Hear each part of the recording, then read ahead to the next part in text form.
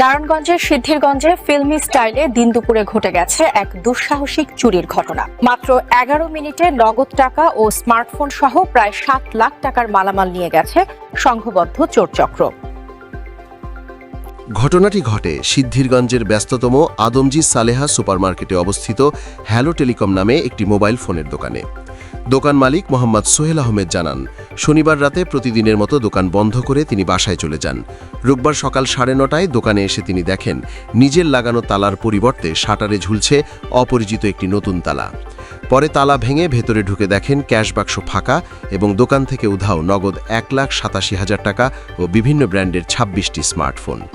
দোকানের সিসিটিভি ফুটেজে দেখা যায় সকাল 8:52 থেকে 9:03 মধ্যে মাত্র 11 মিনিটে সংঘবদ্ধ 5 সদস্যের একটি চক্র চুরির ঘটনা ঘটায়। তাদের মধ্যে 2 জন দোকানে ঢুকে নগদ টাকা ও দামি ফোন ব্যাগে ভরে দ্রুত সটকে পড়ে।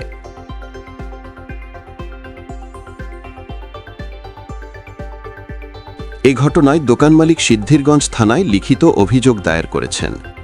সিদ্ধিরগঞ্জ থানার ভারপ্রাপ্ত কর্মকর্তা মোহাম্মদ আব্দুল বারিক বলেন, সিসিটিভি ফুটেজ বিশ্লেষণ করে জড়িতদের শনাক্তের চেষ্টা চলছে। চোরাই মাল উদ্ধার ও অভিযুক্তদের গ্রেফতারে অভিযান অব্যাহত রয়েছে। ব্যস্ত মার্কেটের দিনের আলোয় এমন দুঃসাহসিক চুরির ঘটনায় আতঙ্কে রয়েছেন স্থানীয় ব্যবসায়ীরা। তারা দ্রুত অপরাধীদের গ্রেফতার ও নিরাপত্তা জোরদারের দাবি জানিয়েছেন।